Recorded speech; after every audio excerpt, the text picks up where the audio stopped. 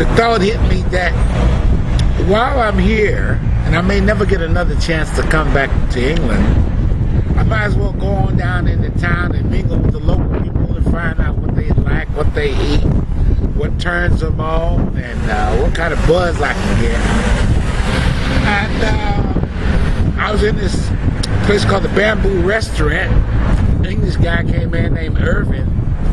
He asked about 10 other guys before he got to me were they singers, because he was looking for a black American singer to be in his band.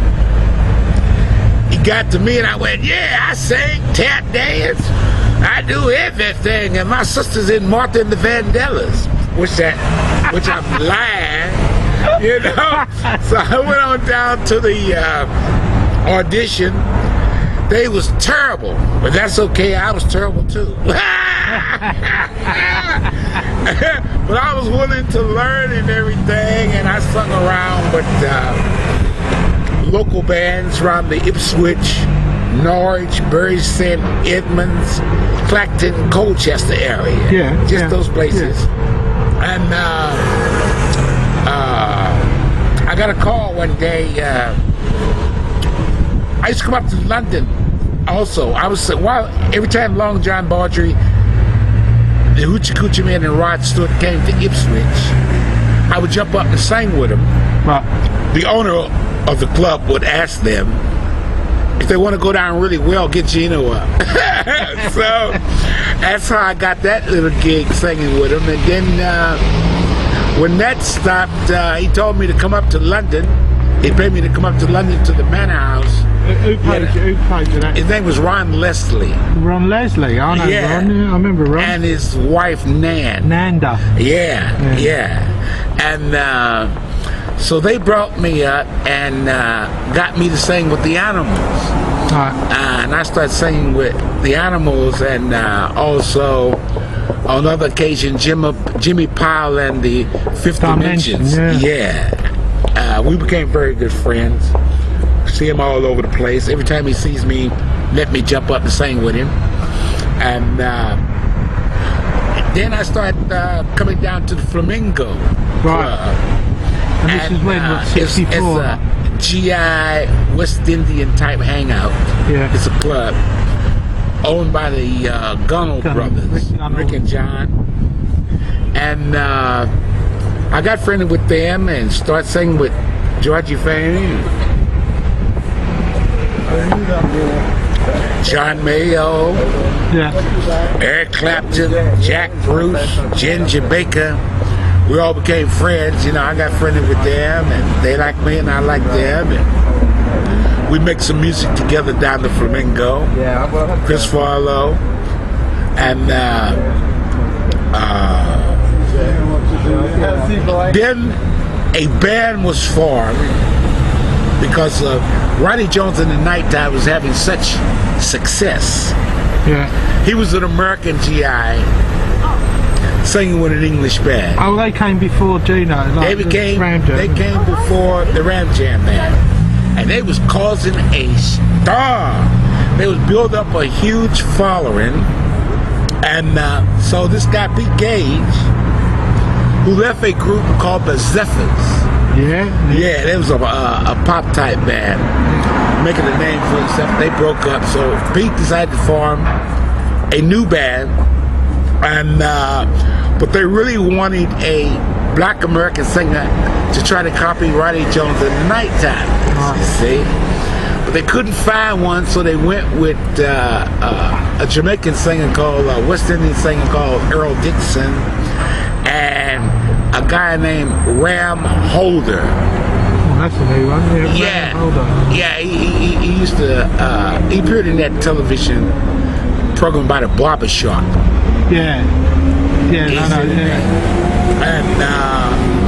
so that didn't work out, and they tried some other West Indies, and that didn't work out. So Pete Gage asked Mick Eves, who was the leader of Ronnie Jones and the Nighttimers, did he know an American black singer that could sing with the band permanently? He said, well, there's a guy who jumps up and sings every time he comes down to Flamingo called Geno Washington. I got his number. Give him a call. He's coming back to England anyway. Whether you hire him or you don't hire him, he's coming back to England. And he's gonna. Was you at the draft by this time? No, I didn't draft. I volunteered. Oh, you volunteered. So you can walk out anything. To come to the Air Force instead of go to the Army. I know that if I'm in the Army or the Marines, I'm going to Vietnam. Hell no, we won't go. That's it. I want a job where I could be in the rear with the gear. Yeah, man. So I started singing and jumping up and down, and I came up to London for an audition with a band. They didn't have a name, no work. They could get a manager and an agent if they found the right singer. Yeah. So I rehearsed with them. Then we went down to see the Geno brothers, and he was laughing his head off when he seen me singing and moving and jumping around, dancing. Said, how was that? He says, I don't know. He says, I don't know what you got, but you got something. I'm going with it. So he owned the Flamingo Club and the agency, so we could get study work just working in the Flamingo to build up a following. And then once we build up a following, take us out into the rest of the country, you know. And it just worked together. It worked fabulously. We outdone Ronnie Jones in the night times. We had a far bigger fan base. Yeah. We was the hottest thing going, you know. Soul music was in, and the mods had latched on so much. There was different types of mods. Some of them would go for the Who and the Small Faces, the Kinks. But we was the only thing, Jimmy James and the Vagabonds. Yeah. But we was the only thing super big for the mods, Geno Washington Ram Jam. Yeah. You know what I mean? So when you hired us, it'd be a stack, thousands of mods out in front of the club or wherever. You guarantee it's going to be sold out. You know what I mean? Where did you get your tune from? I mean, obviously you were doing a lot of covers.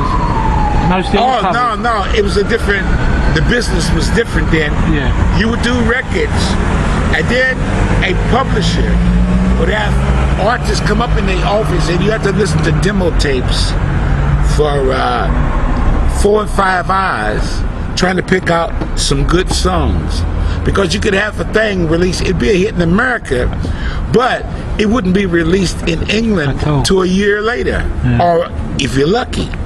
And the mods wanted it on the import and the mods got into that import thing, and they used to things right away, and then we got into the import thing, and then might as well say, well, we might as well do this shit, and so we got a steady supply of material that we can do and change around.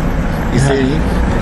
Did you get that from the Flamingo, like from the? Oh DJs, yeah, we learned our trade in the Flamingo. You know, we became a solid band down there because we used to do 13 gigs a week. It's only 7 days. 13 a week? 13 in a week, man. And all night, what, twice at the all night? Or yeah, man. We do. Now we could do Manchester. Birmingham. And then we could come down from Birmingham and do a gig at the California Dunstable, and then go and do another gig at the midnight session at the Flamingo. Plus, we had to pay our debt off as quick as possible, because as soon as we formed the band, we went 6,000 pounds into debt. That was a lot of money. Who did you owe 6,000 pounds? Our managers. You know what I mean? That is a lot of money. That is crooked. Yeah, but we really did need the van, equipment, uniforms. Yeah. So we needed, and we didn't have the money. See what I mean? And he's taking a chance on us too. Yeah. Nobody had ever seen us before. Nah. You know what I mean?